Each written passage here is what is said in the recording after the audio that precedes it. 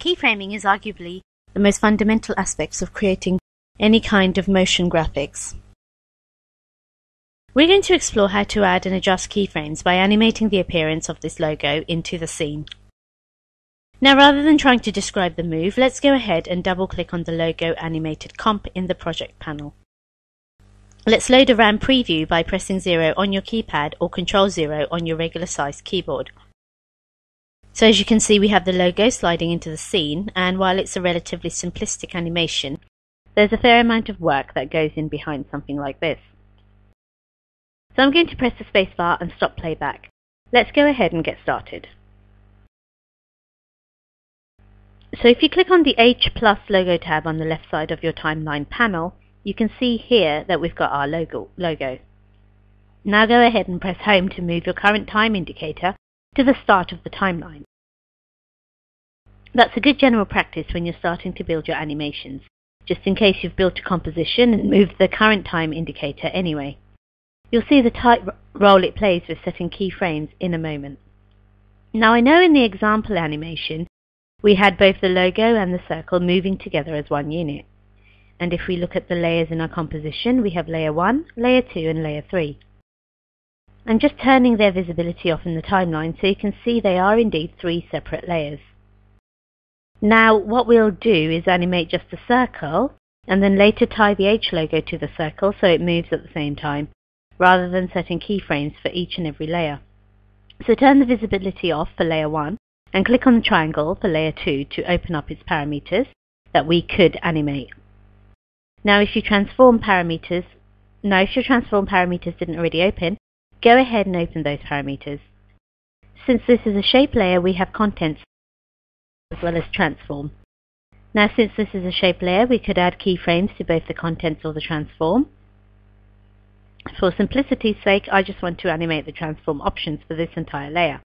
So as you can see, we have 5 parameters under transform, and there are stopwatches to the left of each of those parameters. That means you can add keyframes for any one of those parameters, and you'll see those stopwatches repeated throughout many different parts of the interface. Since the circle already exists where I want it to stop, I'm going to employ a technique of animating backwards to get started with my first keyframe. So move your current time indicator to around 1 second in your timeline. It's fine if you're a frame off here or there.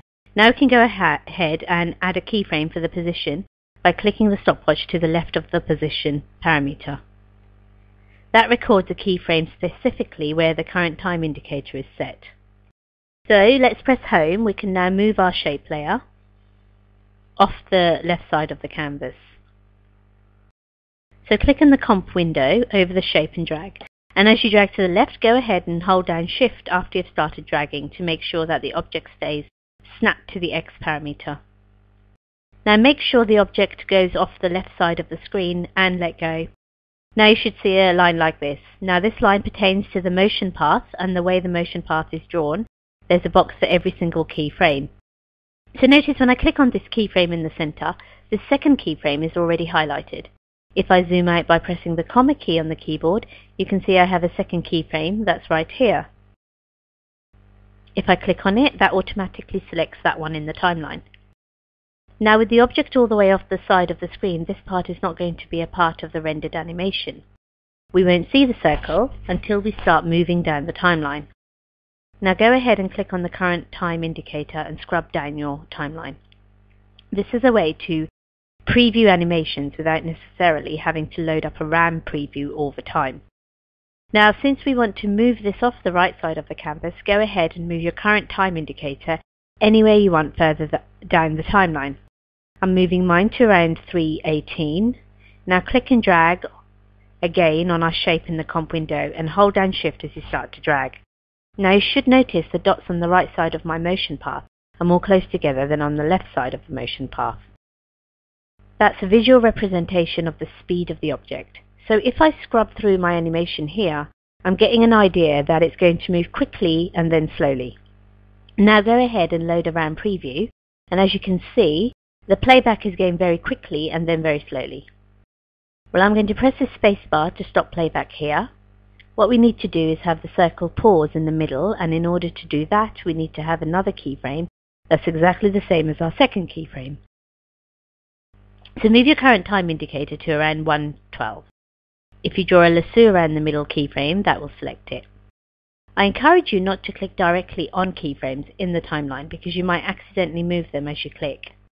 So again, draw a lasso again, the keyframe, and press Command C or Control C, and then Command V or Control V to copy and paste.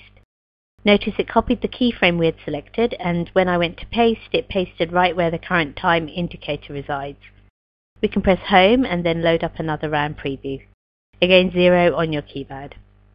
So that looks pretty good, but it's still extraordinarily slow, so I'm going to press the spacebar to stop playback and draw a lasso around all 4 keyframes. Now if you hold down the Option key on the Mac or Alt on Windows, you can click on either the End keyframe or the Beginning keyframe.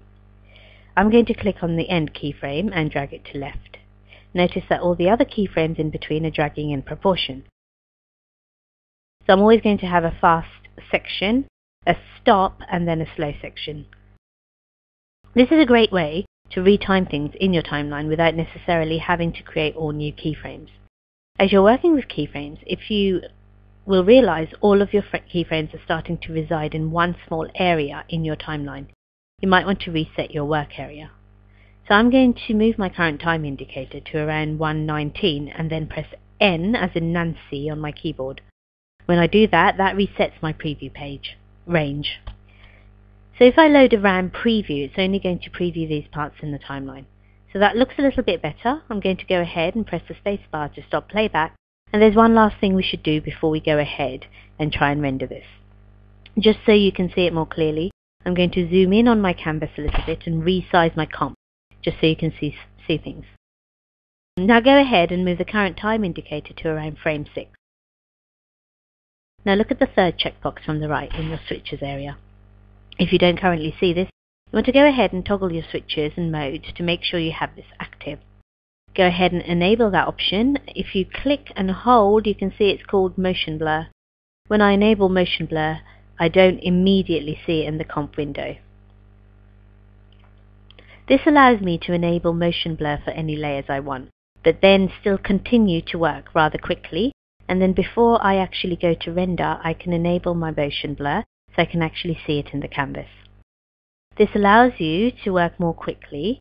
Now what motion blur does is just add a little bit more sense of realism to what's moving through the scene. Since this is moving rather quickly, I have a large amount of motion blur for the front area. No motion blur for when it stops, and then a little less as it moves out of the scene. Now, of course, to finish our animation, we want to make sure that our H+ logo moves with the circle. So turn the visibility for layer 1 on and then scrub in the timeline. In order to have this move with the circle, you want to position your current time indicator in the area where it stopped. This way we know it's lined up perfectly over top of the circle. And now we're going to use a feature called parenting. So if you don't see this parent panel in your timeline, you can go ahead and just right-click anywhere along this grey bar. I usually right-click next to the layer name. If you go to columns, you can enable any of these different options. You want to make sure parent is. Since it's already selected in mine, I'm just going to click outside of that area and click on this little curly Q shape. If you click on that and then start to drag, notice I can point it at different things. Well, specifically I want to point it right at the word circle on layer 2. Now when I let go, notice the parent has listed the circle layer as the parent layer for the H+ logo. Now as I scrub through the screen, you can see it's totally tied to the circle. Well, what's wrong? We haven't enabled motion blur. So go ahead and enable motion blur. And let's click on the right side of our work area end and drag it all the way to the end of our comp. Then go ahead and load up a RAM preview so you can check out what we've built using keyframes and enabling some extra features like motion blur and parenting.